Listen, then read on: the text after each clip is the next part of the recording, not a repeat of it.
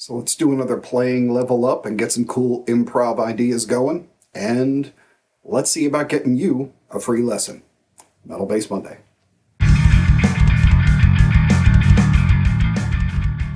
So, the channel news and updates for this week. I'm really liking some of the tone overhauls that we've been able to do. It's been a lot of fun. If you're not familiar or you haven't seen the past few episodes, what we've been doing is having the viewers send in their current sound, preferably on a video, and a sound that they're trying to reach, or maybe their favorite tone or something like that. And I dissect it and figure out what kind of changes in their sound, technique, and gear they need to go from where they are to where they want to be. That's been very cool. So if you haven't seen that section before, or it's a new thing for you, hit me up at rodney@rodneymcg.com and send me videos of your playing with where you're trying to go and the example of where you are. I'll put them on the show, we'll work it out, and help you get there. On top of that, for the patrons, and thank you for everybody who's been helping out with the channel. It's been really cool. If you'd like to join and get the additional content, links down below. But we've been doing something called the 30-day challenge, where I set up a way of practicing and getting you from the beginning of a practice regimen to a 30-day goal to really level up your ability, and how to do it on a daily regimen and step up and really kind of hit those achievements maybe faster or better than you thought you could. Anybody that's doing that, and I've seen some very cool things, drop in on the Facebook group and show your progress and things, and send those things in too. If I can, I'd like to feature them on the show and, give you a little moment as a reward for all the effort that you're putting in. I love to see people pushing forward, putting the work and the time in, and getting better at what they do, because that's what the channel's about. And now on to the contest. I always appreciate that a lot of you like, subscribe, share, especially the sharing on the show and everything. It really helps out. So I kind of wanted to put up a little incentive and give a reward for it too, to say thanks. It would really help out if the show got shared a little bit more, and especially in groups and things. Like if you're on Facebook, maybe things like Bass Players United or No Treble or stuff like that, or if you're on the forum Talk Bass, which is huge.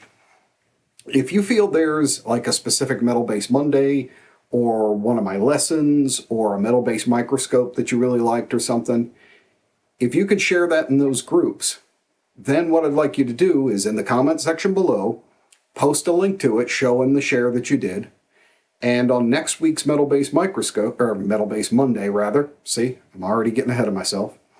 On next week's show, I'll randomly pick one person from the list that's posted where they shared to any of these groups or anything, and I will give you a 1-hour personal video lesson. We'll get together on either Skype or Zoom or whatever is best for you, and 1 hour on any topic you want: technique, theory, writing bass lines, whatever it is. So, share away on that stuff and post down below, and I'll look forward to seeing one of you for an hour and getting to jam some bass with you. Looking forward to that, definitely. So that's the updates and info for this week. Let's get into some playing and try out some new ideas. One of the things I'm always emphasizing on the channel is leveling up. And what I mean by that is taking one idea and not always practicing like this idea and that idea and these scattered type of things, but always kind of stacking things up where you start with a bedrock of something and your ideas are an addition to what you already know. So it's going on this really granite rock bed of information, and you're re-emphasizing things all the time. So you learn an idea, then you learn the idea plus something else, and then plus something else. So it becomes this link of things that really get burned into your memory, and you're not always just starting from zero and moving forward again. It's always really good to try and expand an idea with new ideas that complement it and take it forward. And that's what we're going to do on this one. If you haven't already seen the Metal Bass Monday, where I did the ideas about creating melodic bass lines and where we talked about using 7th arpeggios to do it, don't worry if you haven't seen it. It's not a big thing on theory or anything.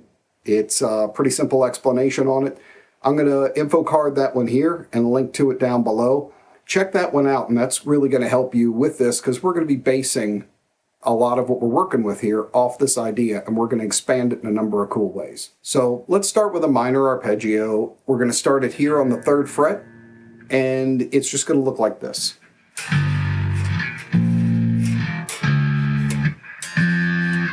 Okay?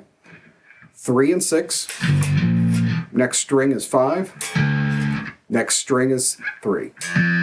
And then technically 5 again, you've got your octave. Now, what we talked about in the first thing, just to recap real quick, was using that idea to create melodic bass lines. So if you're in this key,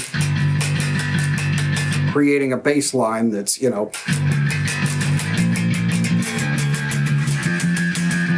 going through the chord tones that work with it to create a more melodic bass line. Now we're going to expand on that idea. Again, these are the tones of the chord that would fit over top of that. So we have our 1st, 3rd, 5th, and 7th. That makes up a 7th chord. What we're going to do this time is start looking more at these notes as new landmarks. And what I mean by this is one of the problems with a lot of metal guitar and bass is we tend to play around the root notes. So if you're playing, if the song's here, most of your fills will start here on the octave or the octave up here.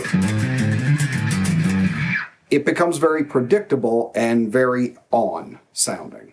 If you're playing in G, your fill's going to be in G. Your riff is going to be in G. It becomes very predictable, even just playing in a position that, even if you're not starting on the first note, it just kind of comes predictable and starts to sound like a lot of other things. So what we're going to do is explore a few ways to break out of that and come up with interesting new ideas. So let's say you're playing a song that's in this key. Take the notes of the arpeggio and use them as a new bass that you work from. Start with that idea and your hand in that position and try and come up with ideas from there, whether it's a melodic idea or it's a fill that goes with the drums, whatever it is. Start looking at your idea from these notes. So let's say if it's going here,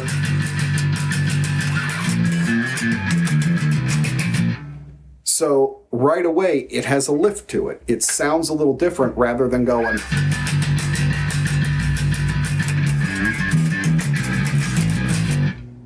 That's very much what you're going to hear most of the time. Whereas with this, starting from here and thinking in B flat, I'm now writing an idea that's almost, one tonal sound over another. You can start it from this note being the 5, this note being the 7. Try thinking in that way. Don't start on the root note. The other thing that this does is it makes you think differently because you're so used to all your patterns starting from here. You tend to play in certain scale patterns, habits, muscle memory, whereas if you start from here, you have to think differently. And always throwing a monkey wrench into your playing is what's going to lead to more original ideas, because when you get into a rut, it's because of repetition. So break out of these ideas by starting newer ideas and fills on the notes of that arpeggio. Because you're leading with a sound, your new root note, in a way of thinking of it, is one that harmonically works well with that root note, but you're expanding off of that, so you're coming from a different perspective than you normally would.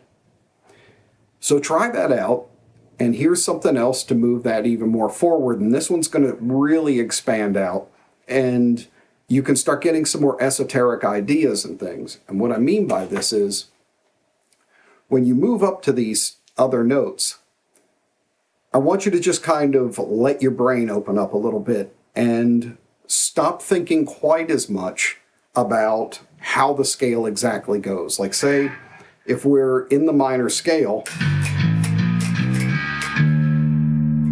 instead of when I go to here using those same notes, try other notes.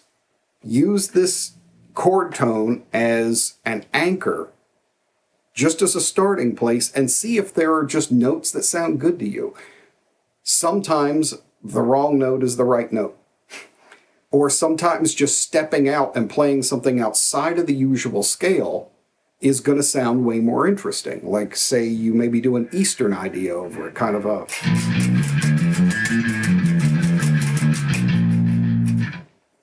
That's interesting, but you're starting it from a solid chord tone, so it's anchored in good harmony. And when you stretch out and play the more dissonant ideas, they're still based loosely around something that harmonically works with the original chord or with the harmonic structure of the song. This is what I try and do in my playing a lot, and what I emphasize in the skeleton key system that I usually teach to students about how to understand the neck is creating anchors for yourself. Because one of the big problems with people wanting to play out or really dissonant ideas or try new notes is they just kind of wander out into the wilderness trying out notes, and then they don't know how to get back home except by landing on the root, or sometimes they just get completely lost. Whereas if you use something like this, whether it be a scale or the seventh that I'm showing you here, you have kind of a home base. You're using dissonant or out ideas, but you're hooking them to something recognizable that has one foot back in the original good harmony that you can keep going back to. You're only a half step away from a good note at any given time. So you can stretch out and try some new ideas, and you may come up with some kind of weird scale idea that you make up on your own that you really like, and it has a certain flavor, and this is where you can start developing some of your own really original ideas. You know, I tend to like a lot of Eastern things, things that are like part diminished, part traditional, that type of thing. So I use that kind of idea a lot. You know, if I'm in here and going,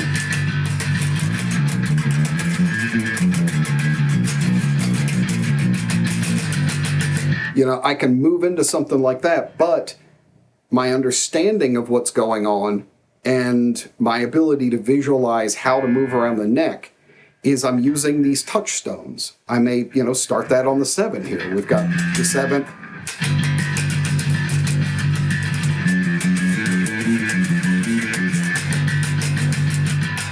See, it's just a weird little fill, a little out idea.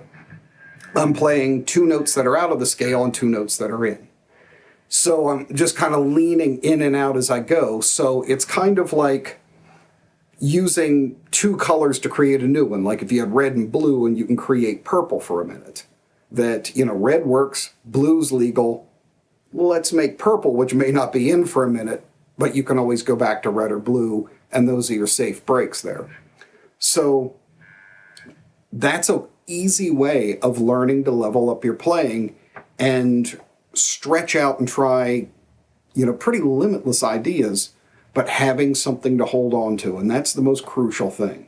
That's what I find over and over is I seem to run into 2 types of players when I teach a lot, is guys who play it very, very safe and very rigid. And, you know, I can predict where they're going to go all the time because they're very, this scale, this arpeggio, this, you know. And I know exactly what they're going to do all the time. They never surprise me. Or I get these guys who are utterly feel and just kind of flow with things and don't think about what they're playing and come up with some great, really interesting things sometimes. But here's the other part too, is those guys have a really hard time remembering what they played because they're just kind of floundering around and they don't have any kind of methodology to what they do. So it's kind of like we want to create an arena inside of which chaos can happen. And then, you know, by having that, it's like you can let things flow, but in a controlled area, and then you can repeat it.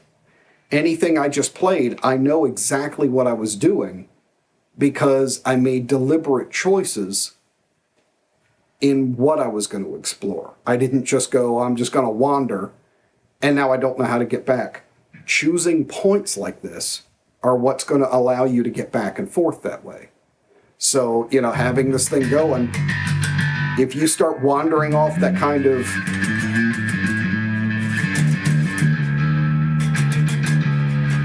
and now you go, oh no, where am I? Oh, well, I know, here's my arpeggio. I based an Eastern idea off of the 5. I know how to get back home. Here's my 3, here's my 1, done. So again, it's having one foot in good harmony and one foot in exploration that allows you to be much more confident in your improv as well. Because a lot of guys don't like to improv or stretch out a bit because they get worried, oh, but if I go out or if I play a bad note or something, I don't know how to get back, or I don't know how to, you know, resolve it, or what if it turns into a disaster? There's your answer.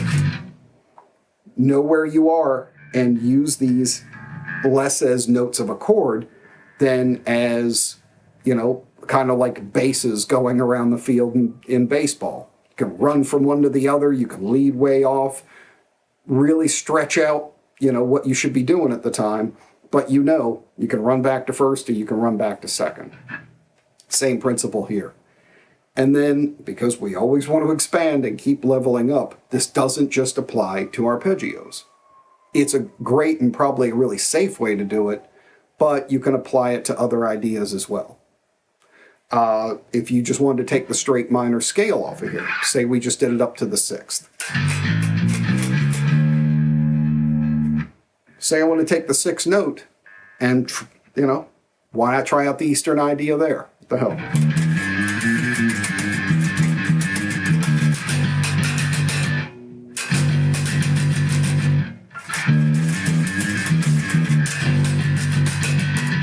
You know, try some kind of odd meter ideas, weird stuff like that. You never know what's going to happen with it. But right there, I can recall anything I just did because I used the 1 and then the 6th was what I based my scale off of to try and explore. So as a final tip on this, or something to play with, the Eastern scale that I use the most goes by a few different names, but it's called the Hungarian Miner. And I find it the most interesting. So I'm going to show you an easy way to play it, and you guys can have some fun with this one. Maybe throw it in and experiment and try it on these ideas. So I'm going to play it in A, right here on the 5th fret. And it's easiest if you start it with your middle finger, and you'll find out why in a minute. You play 5, 6, then the 4th with your first finger. Then you play the 5th by sliding that finger up, 3rd fret on the 7th, or 3rd finger on the 7th, 4th finger on the 8th. Then on the next string, middle finger on the 6th, ring finger on the octave up at the 7th. So you get this.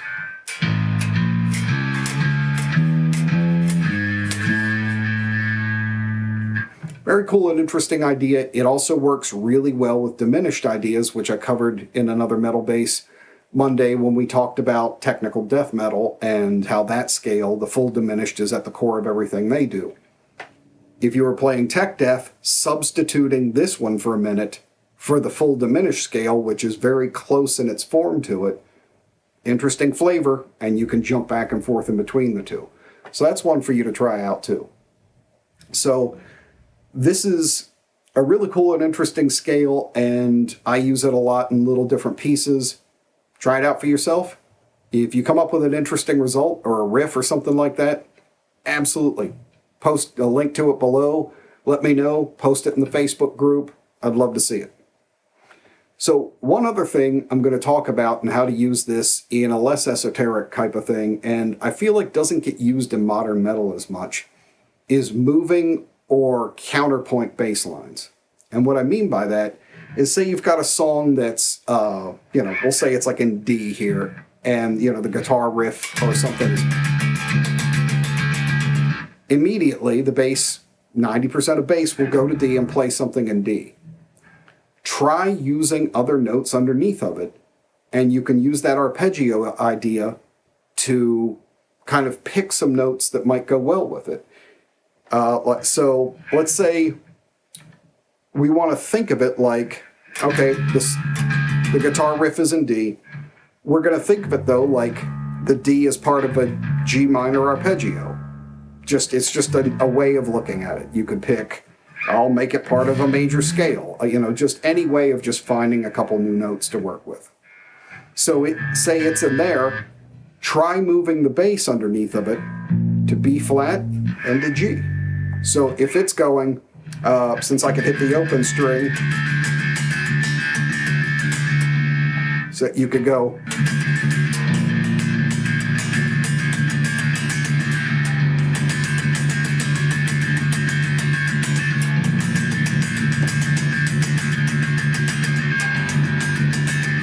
So you get interesting tones like that. A real popular one that's used by like Sting and the Police, and I'm going to give a great metal example here after the lesson, is using a fifth below. So if it's in D, going to here. So you get that. It creates a really interesting tension. So try doing that and, using these arpeggios as a way to branch or think about what notes you should be playing underneath. So I'm going to recommend a song to hear some of these ideas and hear the tensions and how they go. And I'm also going to talk about this album here in a second with 2 album recommendations I want to give out. But there's a song from a band called The Absence, and it's called Dead and Gone. The bass parts and the way that they compose this song and the riffs are fantastic. I mean, really just, if you want a really good masterclass in metal composition, check out this song. It's really a killer. It's a great band anyway. And the tensions created by the changes in the bass line and then maintaining the riff and moving it to different keys. Awesome. You're going to hear a lot of what I just played and that type of idea. Definitely check that out. So this leads me to the recommendation of the week. We were on a live stream with the patrons this week, and I asked for some recommendations of what everybody was listening to. Thanks, I got some great ones and some new stuff to listen to. And one I had meant to pass on was an album from the band I just mentioned, which is The Absence. I think this one came out in the early 2000s. Criminally overlooked album. I mean, just composition-wise, fantastic. Some of the best playing I think I've heard in the past 10 years. Fantastic musicianship. The composition is great. It's brutal. It's well recorded. It's, to me, everything a modern metal album should be. It's called Riders of the Plague. Fantastic. I mean, every piece of the performance is awesome. And in that song, Dead and Gone, again, you can hear some of the tension bass lines that I'm talking about. The other album I wanted to recommend, and something I've been listening to a lot lately, is go back and listen to especially early King Diamond and the album Fatal Portrait. There are some amazing bass lines in there, and they really kind of give a throat punch to the idea that bass has to play the riff all the time. Even when it's a unison riff, I mean, the bass playing is just all over the place on it. It never once interferes or is overplayed, but it's just prominent, and it defies the entire idea that you have to follow guitar all the time. But it's solid, great riffs. Songs like The Portrait, Karen, The Lake. There's so many good songs on there. It's fantastic. And later on, you can always, of course, go to stuff like Them and Abigail, and they have fantastic lines. I mean, Timmy Hansen was a huge loss for metal. That guy was just great. I mean, really, really great. But just because of the basic production and things on Fatal Portrait, the bass is more prominent than usual, and you can hear all the different pieces. It's fantastic. You want a really good class in just telling the guitar player, you do your job, I'm going to do mine. Go check out Fatal Portrait from King Diamond. Definitely my recommendation, along with Absence, Riders of the Plague. So that's going to do it for this Metal Bass Monday. Hit up in the comments. Let me know some suggestions or your thoughts on those albums. Did you listen to them and you've got an opinion or a thought? I'd love to hear it. And are you already familiar? Let me know. Down in the comments below, hit me up. Like, subscribe, share, and do that sharing so I can get to meet one of you and do that hour lesson. I'm looking forward to it. So until next week, I'll see you on the next one. Wait, don't go. You never know. Moments like this are crucial. The next video you watch could change your life. And it might be this one, or even this one. Are you willing to take that chance? I don't know. Check them out.